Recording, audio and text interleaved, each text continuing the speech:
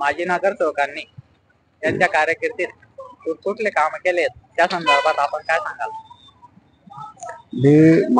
मी अखिल भारतीय मराठा महासंघाचे उत्तर महाराष्ट्र संपर्क प्रमुख डॉक्टर बी भोसले.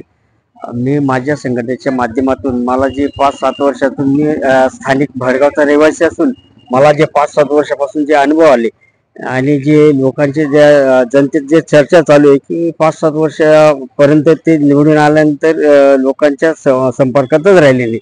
दुसरी गोष्ट, त्यांनी कुठले विकास कामे केले लोकांपर्यंत पोहोचले लोकांनाच माहित नाही की त्यांनी काय विकास कामे केले. फक्त निवडणुकीचा झेंडा फिरवला कुठल्या पक्षाचा नगरसेवक काही ते काही माहित नाही, लोकांना काही घेणे नाही. फक्त विषय असा आहे की आता या पंचवार्षिकला जनता त्यांना जाब विचारल्याशिवाय राहणार नाही.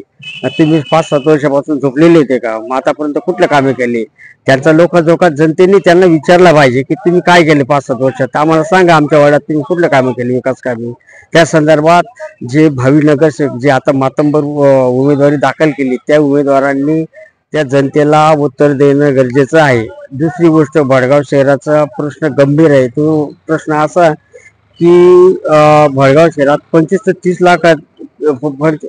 30 लाख रुपये शासनाकडून खर्च करून नगरपालिकेकडून तर 42 कॅमेरे सीसीटीव्ही कॅमेरे भडगाव शहरात बसवण्यात आल्यावर सुद्धा त्याच्यातले फक्त 41 कॅमेरे बंद आहे. एकच कॅमेरा सुरू असताना म्हणजे अधिकारी किती निष्काळजीपणाने काम करतायत की जनतेच्या जीवनाशी खेळ करतात.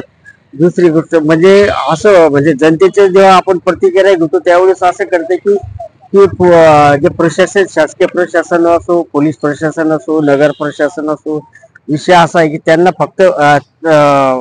फक्त आपल्याला टक्केवारी कोणत्या माध्यमातून मिळेल हा त्यांचा उद्देश आहे. दुसरी गोष्ट, त्यांना आता सध्या नगरपालिकेची धुमाळी चालू असताना सध्या असं काही अघटित काही घटना घडलीच तर मग याला जबाबदार कोण राहणार?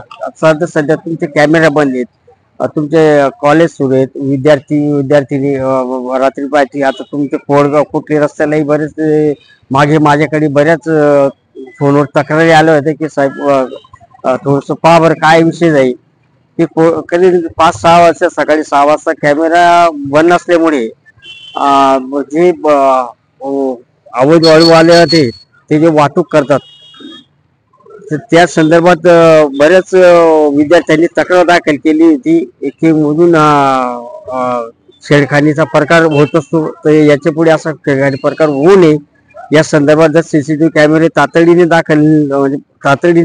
तक्रार दाखल घ्यावी आणि तातडीने हे कॅमेरे नियोजन करणे गरजेचं आहे. एवढंच माझं बोलणं आहे.